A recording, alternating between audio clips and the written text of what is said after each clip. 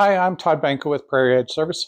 Today I want to talk to you about how I set up and what I use for doing in-salon sharpening.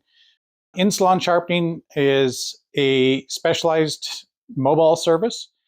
The biggest thing is that you want to make sure that you have the right equipment and the right setup. So I want to talk about how I go about what I have for my setup and how I set up and use my equipment for that setup. So it gives you some insight, things to think about. I'll tell you about what I have and where I got it. So this is my entire tool cart. The tool chest I got from Home Depot. It's the Husky series, the 22-inch series. Comes like this with 3 different components. I modified it so I have just a short collapsible table. So I put a little edge on the front of it here that hooks into the bottom, and this is my work surface. This is my table that I take in. And the key about doing mobile in sharpening is you want to have everything with you in one trip.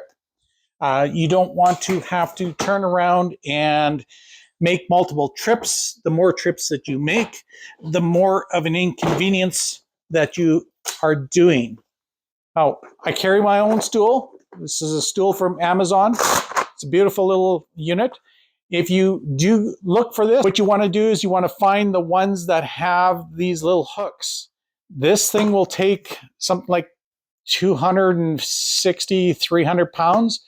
If it doesn't have these hooks, there's a cheaper model one and it doesn't work as well. It's not as sturdy as, and it may stand collapsing. So that's my chair.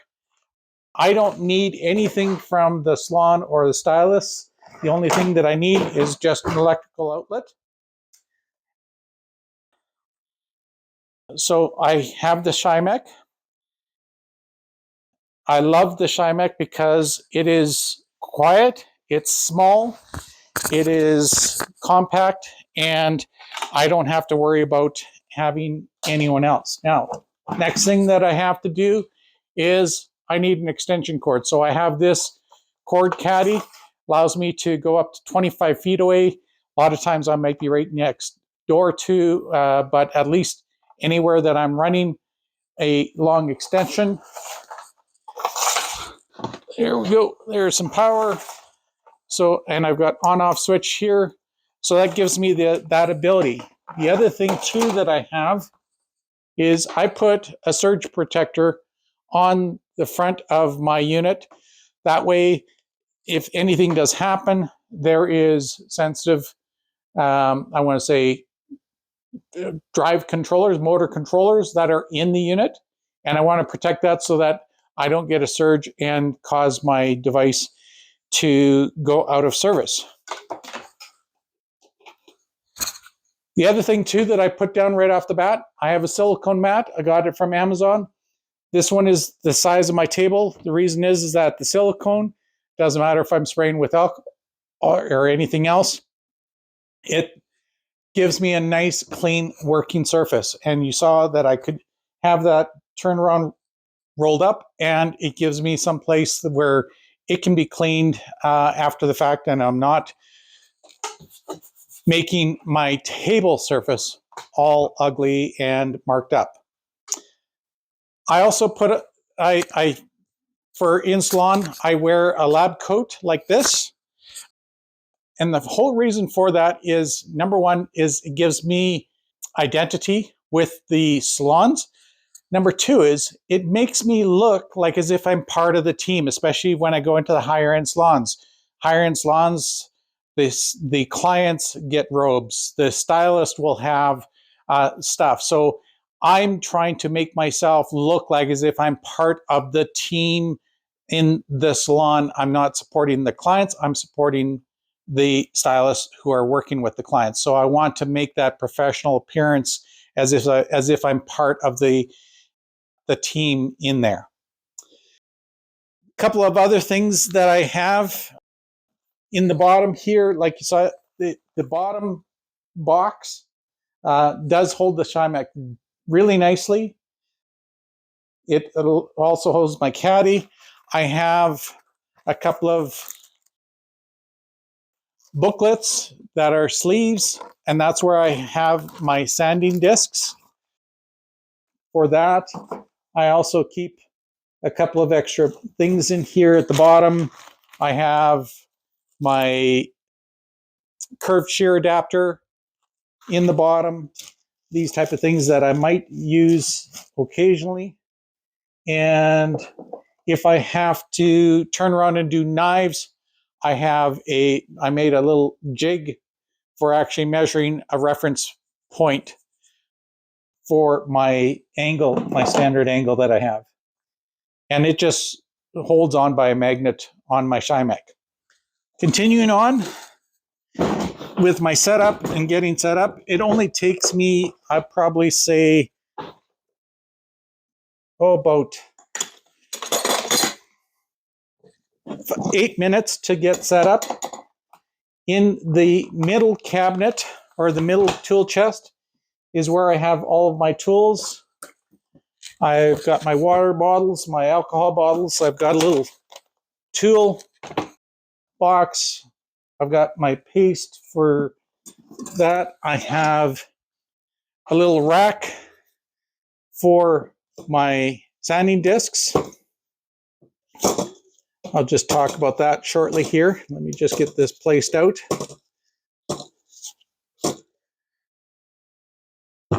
And my testing paper, my tools.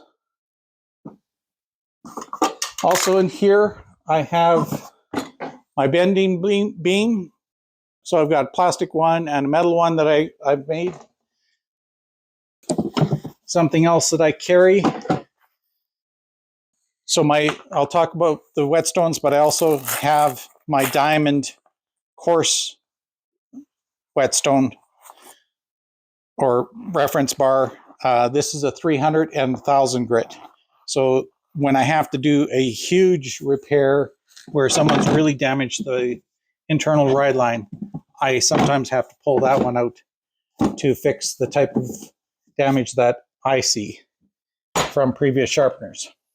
I also have a little can for my oiling pens that I sell and that I use.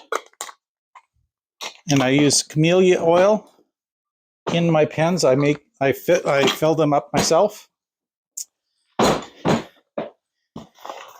Getting to the last of the stuff that I bring out, I have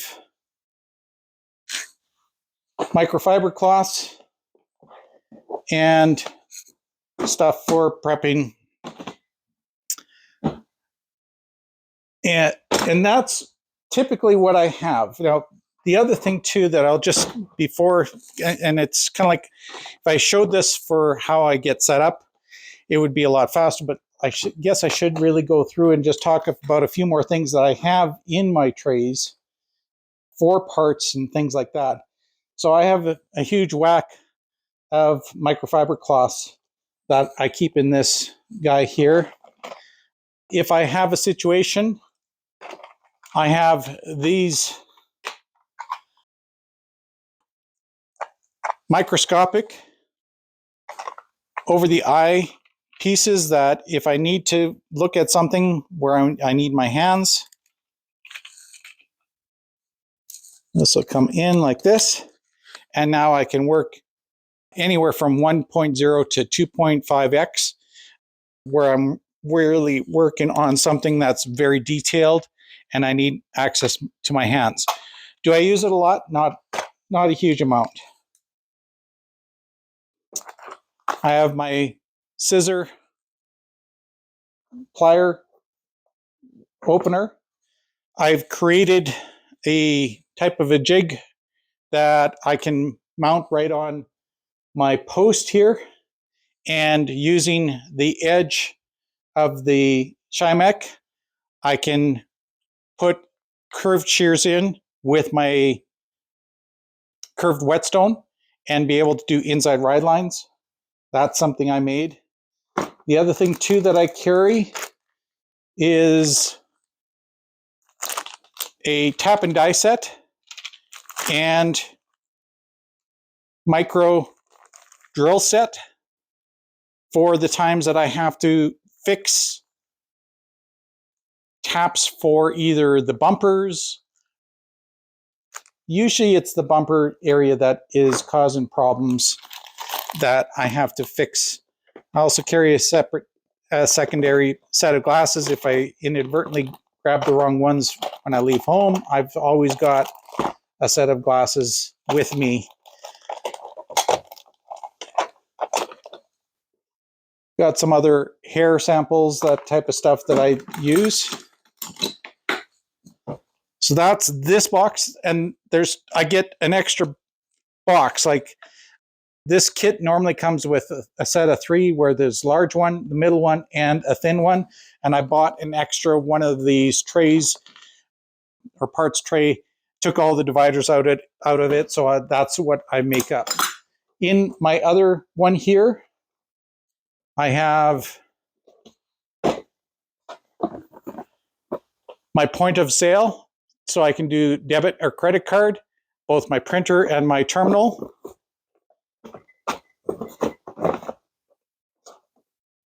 I have a plethora of Band-Aids. So every stylist always gets a Band-Aid when I return my shear to them. I carry spare parts. So these 2 boxes are all my spare parts. They're bumpers, they're washers, they're tangs. What else have I got in here? Some screws. So these are the bulk of the parts that I need. I have one more container that I do have, and that's one larger one of the finger sizers that people can choose from, should I need to do that.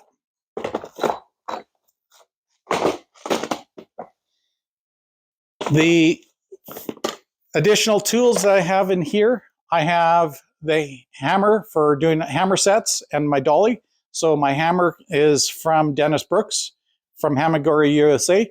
This is the one that I recommend people get because the steel is forged softer than the steel in the scissors. There's very few scissors. Maybe sometimes if I'm dealing with a cloth or a fabric scissor or the home scissors, home craft scissors, that steel is sometimes softer than these ones. But any of the hair salons, groomers, this is my setting tools, my dolly and my hammer. So that's in here also. I have another little kit of just miscellaneous parts that doesn't quite fit in there, some keys and that type of stuff. The other thing too that I also have is I have a portable digital microscope. So when I've got I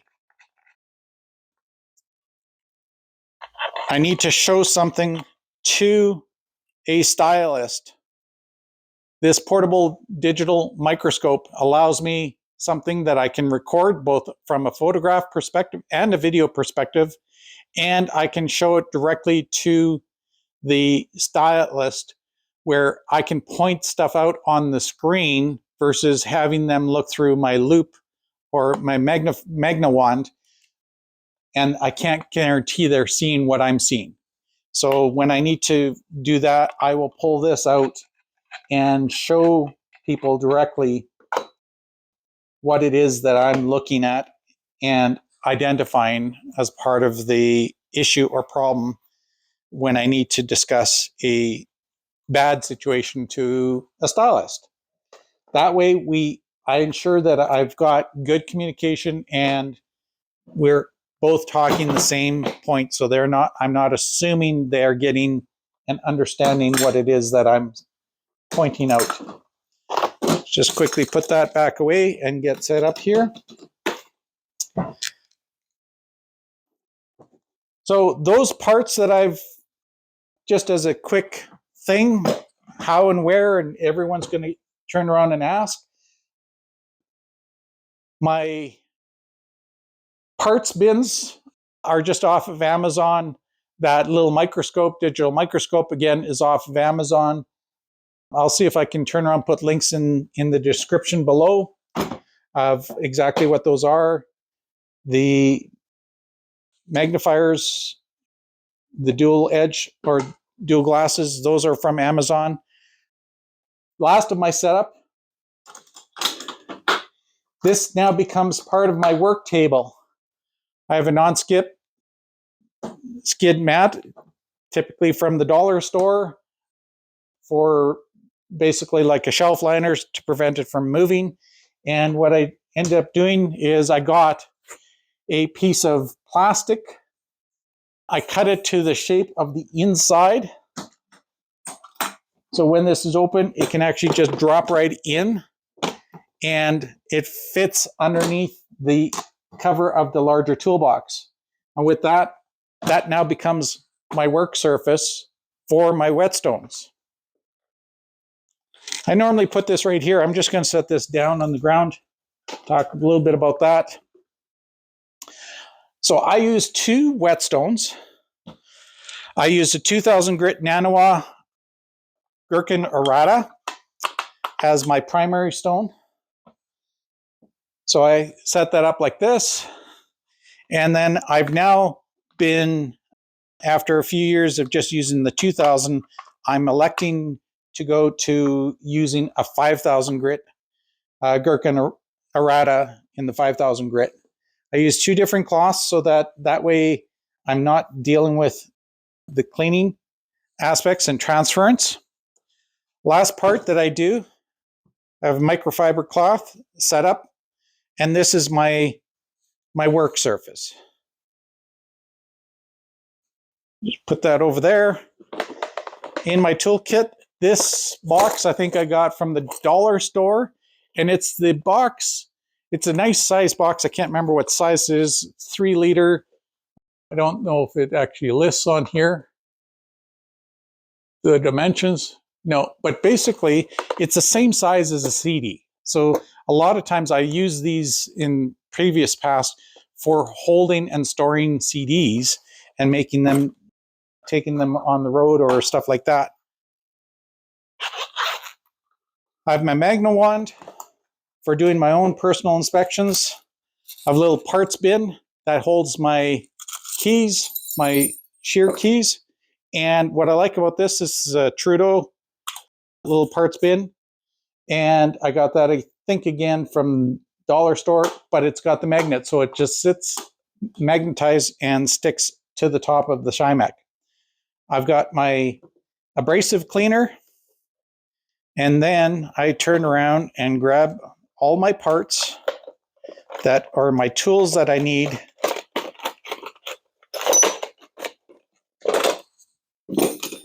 They're all laying in one side here.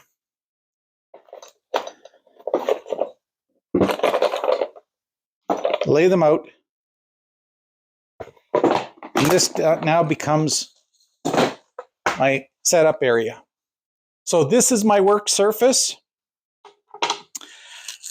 Let's turn around. Talk about a few other things here. When I have everything together, I record all of my stuff. As to the parameters, I'm just going to take this shear apart just so you can see how I do my setup. So I work everything on this microfiber cloth right here. That way everything goes in. My parts go directly into my bin. I have a couple of dental picks for picking the parts out. Also like my washer, that type of stuff out of the shear. And then I will turn around and use alcohol in that, give it a couple of swirls, and that's good to just sit there and rest. When I turn around and start dealing with the whetstones, I've got my water bottle. I do my first initial stuff with my 2000 grit. And I do that right off the bat because I want to see what my ride line looks like. I don't bother turn around and looking at the set. So I do have the Hamagari USA alignment bar. And because I've got the light like this, I can turn around and do my alignment checks. Now, the reason why I do that first step is a lot of times when you get to shear, you don't know how long that stylus has been using that shear or if they dropped it. If I turn around and pull it up to my alignment bar right away, it turns around and it's got nicks in it and it gives me false indications. So I typically do about 4 or 5 quick things on my 2000 grit, and then I'll take a look and I'll look literally what the ride line looks like. If the ride line is nice and straight, it's not digging in at the tip. That means it's not too curved or has too much set in it. Therefore, I know that the alignment is acceptable. If I see anything weird with the setup, with that initial ride line, I'm grabbing my alignment bar and checking the alignment. And because I've basically done those 4 or 5 quick passes, I've removed any of the damage from the edge and allows me that quick operation. A couple of other quick little things. I have 1 or 3 micron. Right now I'm using 1 micron diamond spray. I have the Hamagari USA bender, which I use a lot. I have the white fine grit honing stone for my bevel shears. A couple of brushes that I have. I have a nice, this is the one that I use the most, and I also have this one here for helping to remove burrs sometimes. Both of those are work. My dental picks, I have 2 different sizes of those. My buffing sticks, I use that a lot, especially the 3000 grit. The other thing that I've recently added is says the 3000 grit is really the only one that I use to help get rid of the burrs and stuff like that that are pesky or are hard to remove. Something that I did do recently is, and I said, realistically, the thing that 3000 grit is doing is acting like a leather strop. So I said, why don't I turn around and make a leather strop? So I just went down to one of the Tandy leather. I got a piece of stuff that was for like a person wanted to do a belt. I cut and I glued, like literally just took 2 pieces, cut them to about the same size. This is the same width as the belt that I said I wanted a nice narrow belt. And then turned around and used contact cement, glued them together. And now this is my stropping for removing burrs for those pesky ones. And it basically is giving me the same thing as this one. It's just not as soft, but it gives me that little bit better honing surface to remove the harder burr. Do I need to use that all the time? No. It really depends on if I'm doing something. Now, my grits and stuff like that I have, the tray is a toast, holding toast. So it is literally just, it comes in a pack of 2 from Amazon, and it's got 1, 2, 3, 4, 5, 6, 7, 8 pieces of toast is what it'll hold, and it works great for my grit selection. Speaking of grit selection, what do I use? I use 400. These are on cushion plates. So 400, 600, 800, 1200, and 2000 on cushion plates.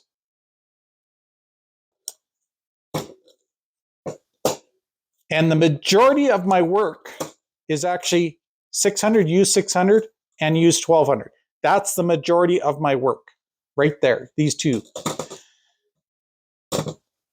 On straight flat plates for doing, I need straight hook and loop flat plates for a couple of different reasons. One is I do all my angle measurements and I either use a 600 or 800 for that. A 600 is what I like to use for the finishing for some of the barber shears. I use 120 grit and a 400 grit. And this is for damage mitigation. So when I have a shear that is, I've had Kasho Damascus at 20 degrees and trying to restore that 20 degrees back to a 50 degrees, I'm using 120 grit sandpaper to get that material removed. And the last is my buffing pad. The one that is not in here is I have a Scotch-Brite. So I just went down to, the basically the grocery store, and they have the green Scotch-Brite pads. I got the wide pack that was like 6 inches wide. It's just sort of held on by its own hook and loop. The hook and loop is just grabbing it. And I use this for the times that I have to do type of buffing or, again, scratch mitigation. It's sort of like conditioning. We use Scotch-Brite in knives and stuff like that for conditioning. That's my setup. I've got my clamp. And so I just work back and forth from my whetstone station on my right to my sharpening station right in front of me. It literally takes up a space of about a yard by a yard or a meter by a meter. It takes up very little room. And the other thing too is, again, it's nice and quiet. That's something that you want to be aware of when you're going and doing in-salon sharpening. You want and need a really quiet machine. A lot of times I'm only working in the Shymac about 30% of full speed. I use 60% full speed, and I use 90% to 100% of full speed for my buffing. So both of those are important factors when you're looking at doing in-salon, because the first thing that you're going to get is how noisy is it? This setup, as soon as I turn around and say I'm quieter than their blow dryers, is usually accepting of that. How much of my space? You make it look clean, presentable. Again, the more professional you appear, the more you are accepted in working in salons. I work directly, a lot of times, right beside, stylists could be right beside me working on a client's hair, and this allows me that capability. Also, the other reason that I like doing this type of stuff is I interact with the clients. And if I'm going to a new salon, they can see me as I'm working. A lot of times I'll have clients actually come over and watch me while I'm sharpening. I'll actually invite them to ask questions as I'm going through it. May take me a little bit longer, but the thing is, all of this is about earning their trust of your ability to do the job with their shears. And the other reason is that if I run into problems, I can go to them and says, oh, I can measure when I'm doing stuff, and I can say, oh, the last time this one was sharpened by someone else, I know because I haven't sharpened this one, it was last sharpened at 25 degrees. That's blunter than most barbers. Those type of things. So that in-salon service allows me to gain the trust, and it's a trust relationship that they can feel confident that I know what I'm doing and that their shears are going to be looked after, and they can also see the number of steps that I'm going through in working with their shears. I hope this was useful. Like I said, it takes me typically about 5, maybe 8 minutes to set up and another 5 minutes to tear down. This really works. I hope this is beneficial to you. It's a lot like Harry McGowan did at some of the earlier sharpening jams, and he identified, and a lot of this whole kit came from an inspiration from him showing how he does in-salon sharpening. And the nice thing about this is, again, I'm totally independent. I don't need a work surface. I don't need a counter. The only thing that I need is access to an electrical plug. I'm totally self-sufficient in that ability to do that. And that's, I think, the winning combination to when you're considering doing in-salon sharpening. Hope it's useful. Thanks for coming today and watching me talk about this. I will hopefully find a lot of the links for the different elements that I have in my kit. Just wish you all the best with your sharpening endeavors. Thanks again. Talk to you in the next video.